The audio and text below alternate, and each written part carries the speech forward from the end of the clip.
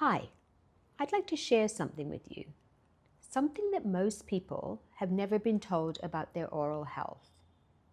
You see, your mouth is not separate from the rest of your body. In fact, it's one of the most important gateways to your internal health. And you may not realize this, but your mouth could be affecting your gut, your immune system, your heart, even your brain. And yet most of us have been taught to care for it in isolation. Brush, floss, deal with the problem when it arises, right? Well, what if this approach is missing something fundamental? What if the health of your mouth and the way you care for it, including the products you use, are quietly shaping your long-term health? Hi, I'm Dr. Aushi Patel. I'm a holistic dentist, and this is what I'd like to explore with you. If you found your way to this space, you may already be looking for a different approach to caring for your mouth. Perhaps something more preventative, natural, aligned with your body. Something beyond that traditional drill and fill approach. And you may have experienced this yourself. You brush, you floss, you minimize sugar, and yet you have constant dental issues. And that's exactly why I created this space. Because much of dentistry, as it's practiced these days, focuses on treatment.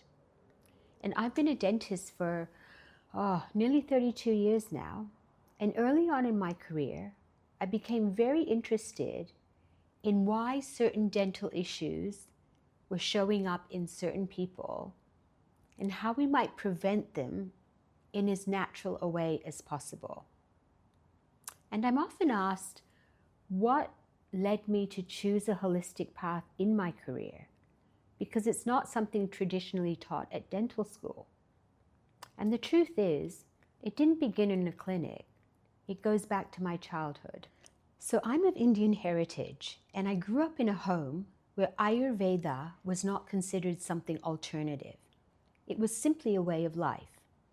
And for those of you who aren't familiar with the term Ayurveda, it's one of the world's oldest health systems, originating in ancient India over 5,000 years ago. It's actually the sister science to yoga, and in fact has been around longer than yoga has. And the word Ayurveda translates to the wisdom or knowledge of life. And beyond that, it sees everything in the body as interconnected on a physical, mental, and spiritual level, where our digestion, our daily habits, our lifestyle, our emotions, they all play a central role in our well-being. And what I love about Ayurveda is it doesn't focus on just treating disease, but it focuses on creating health and balance in all aspects of being. Living a life well lived. And growing up, this way of thinking was woven into our everyday life, not in a structured or clinical way, but more through small, consistent practices. And much of this knowledge came from my beloved grandmother, who I spent a lot of my childhood with. She was a very gentle, intuitive lady, extremely connected to nature, to cycles, to seasons. And she believed the body could heal given the right conditions. And I have fond memories of being in the warmth of her kitchen, watching her make different spice mixes and teas for everyday ailments like coughs, colds, upset tummies. She viewed food as medicine, and for her, going to the doctor was always the last resort. And at the time, I didn't know it, but these foundations would shape the rest of my life. When I chose dentistry as a career, I was drawn to its precision. The ability to restore, treat, help people in an immediate way was something I genuinely loved, and I still do. But over time, I noticed something was missing, and there was a pattern. We were often focused on treating the problem, but not looking at what the cause was. For example, yes, a cavity may need a filling, but what led to the cavity? Was it simply a case of not brushing or flossing? Or were there some deeper factors at play here? Nutritional deficiencies, stress, mouth breathing. And I realized that we were often focused just on the mouth, but not really the whole person. Did you know that dentistry wasn't always separate from medicine? In fact, until the Middle Ages, physicians viewed the mouth as part of the body and treated it as such.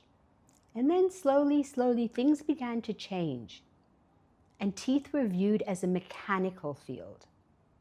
So the barbers took over dental work, and they were called barber surgeons.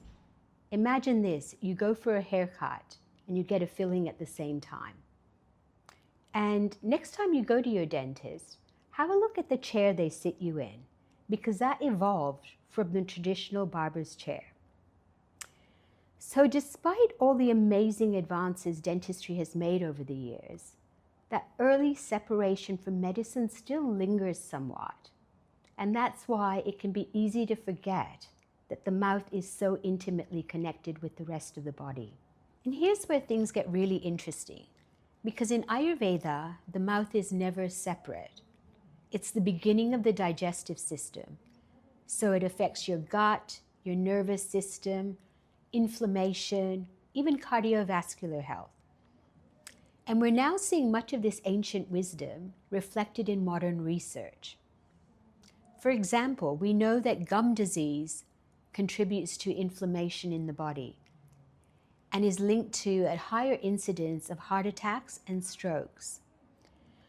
So when we ignore the mouth, we're not just ignoring the teeth, we're overlooking a key part of our overall well-being. And as I understood more and more, I started to question more and more in my clinical work. Questions like, are there more gentle, natural ways we can care for our mouths without using harsh chemicals?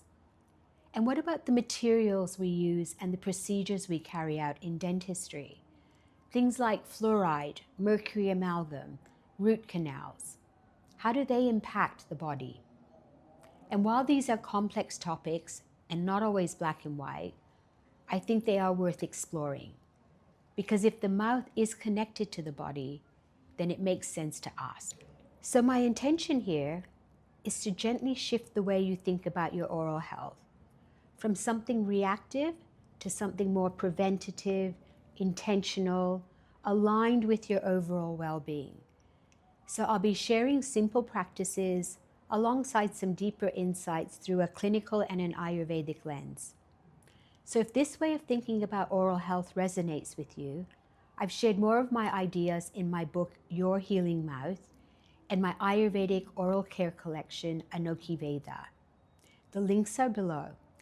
But more than anything, I'm glad you're here.